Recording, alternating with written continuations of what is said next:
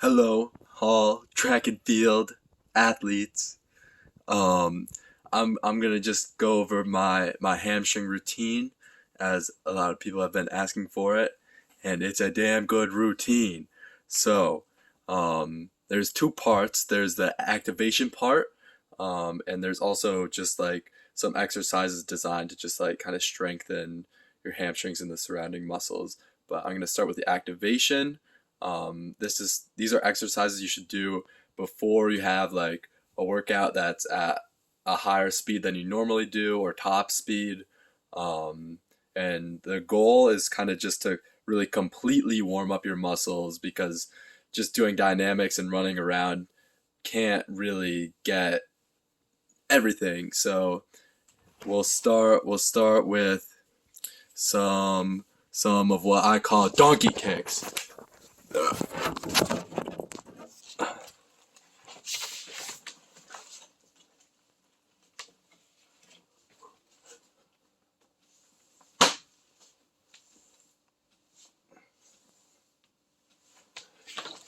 You do 20 like that, and then you do 20 like this.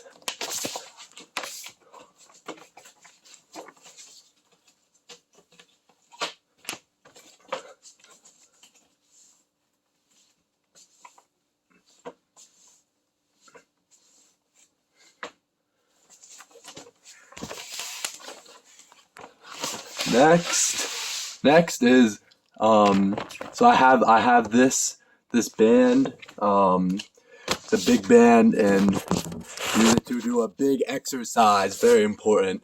One of my favorites actually. Um, this is the band. It will always be in my bag. It's that bag. So at practice, you can just go rooting through my bag and grab it. But with this band, this is what you do.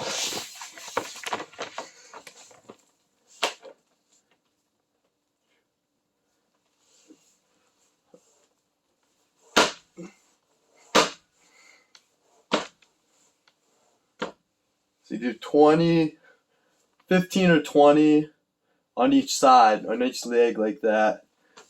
Um, let's see. All right. So those two are very much hamstring focused, but you also have to worry about the muscles around your hamstrings. So for my back, what I do are press ups. You're only moving your arms, um, and you're just kind of letting everything else relax. And that gets your back real loose. And then one more to for your back.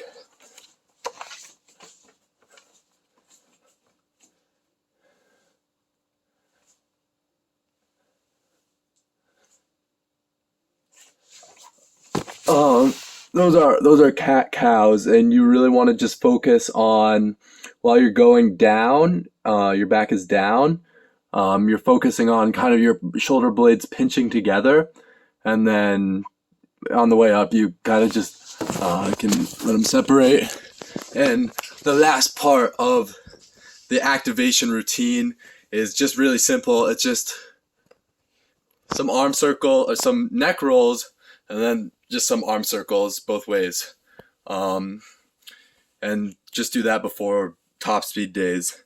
And now, after you've done like a workout and you don't want to do core, you don't want to go lift, no, you want to do hamstring stuff. Here's what you do. This one, you could also do these as activation. They're a little more intense, so I tend to do them afterwards. But sometimes I'll do them before. You can kind of just do what feels right, and usually that'll work fine. So let's see. I'll start with some birdies. Go here.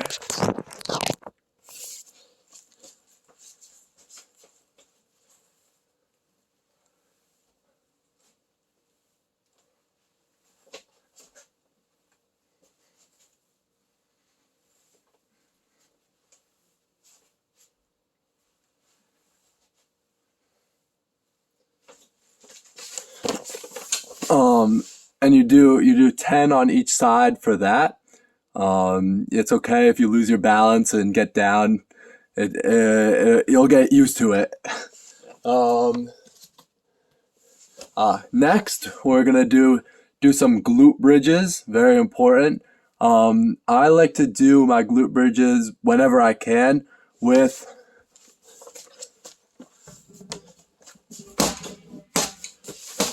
this ball, but I'll show both ways. So I'll start with the ball.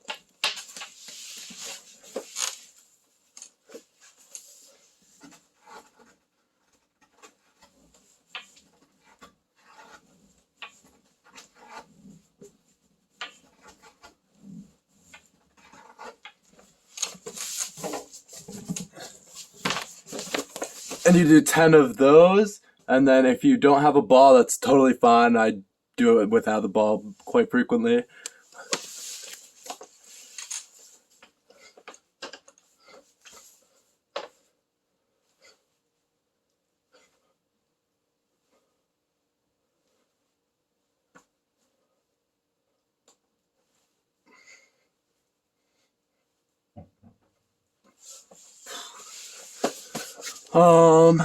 So after birdies and glute bridges, we can do some hip stuff, which is also very important. I think hips were actually the origin of my hamstring injury, so kind of bittersweet. I got injured from not doing hips, but now I get to make a cool video about doing hips. So for hips, get this band again, just a normal resistance band. We'll start with, I'll do both sidewalks and then monster walks. So I'll show you.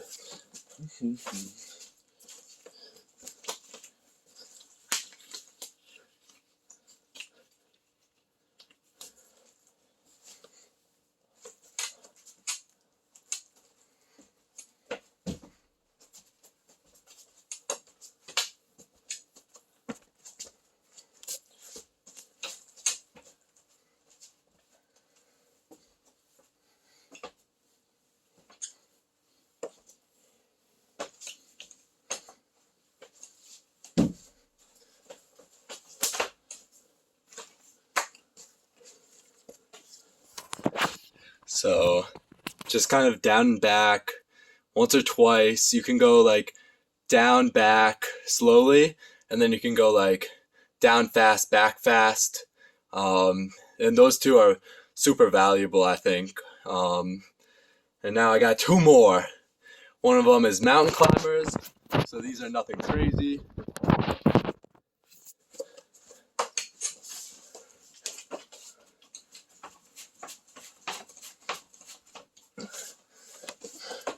You can do however many feel good. I think like maybe 2 sets of 20 is good.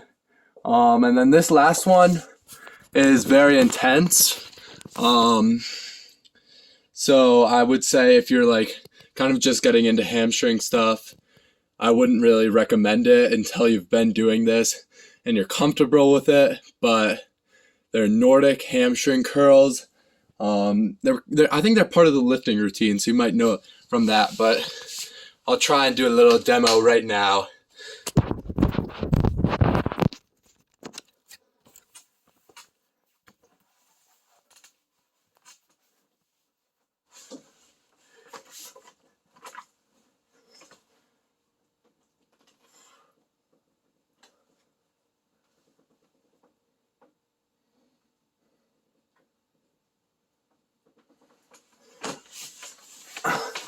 I don't think that's a very good angle. I'll go over here.